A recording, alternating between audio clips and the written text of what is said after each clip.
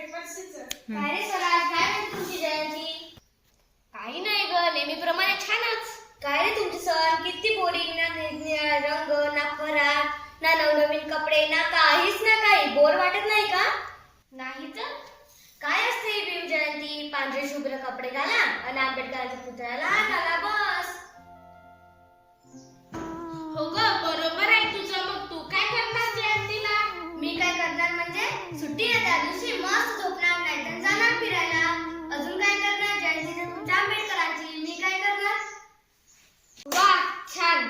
तू आता शाळेत शिकते, तुझी नोकरी करते व तुझे बाबा कार्यालयातून ठराविक वेळेत परत येतात. आणि हो, आता तुझा भाऊ झाला होता ना, तेव्हा तर तुझी आई घरीच होती, तरी तिला पूर्ण पगार मिळाला ना.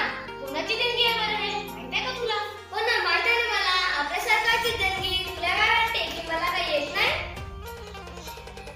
तू खेळण्यापेक्षा अभ्यास केला असताना थोडं आलं असतं तुला. बघ, नोकरीमध्ये शिक्षणात सर्वांना आरक्षण मिळते, ते कोणामुळे? महिलांना पुरुषांबरोबरचा दर्जा मिळाला, ते कोणामुळे? महिलांना वाचता हक्क मंजूर झाला, ते कोणामुळे? महिलांना प्रेग्नन्सी मध्ये घरी राहता पूर्ण पगार मिळतो, ते कोणामुळे? कोणत्याही जातीच्या किंवा धर्माच्या महिलांना शिक्षणाचा अधिकार मिळाला, ते कोणामुळे?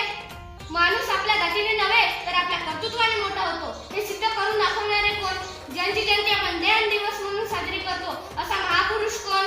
आपल्या भारताच्या संविधानात समता, स्वातंत्र्य व बंधुत्व या तत्वांचा अंतर्भूत करून देणारा कोण? आपल्याला पाणी पिण्याचा अधिकार मिळाला, तो अधिकार मिळवून देणारा कोण? स्वतःची जात तळागाळात असून प्रथम दुसऱ्या जातीला आरक्षण देणारा कोण? म्हणताना एका यशस्वी पुरुषामागे एका स्त्रीचा साथ असतो, परंतु स्वातंत्र्य भारताच्या संपूर्ण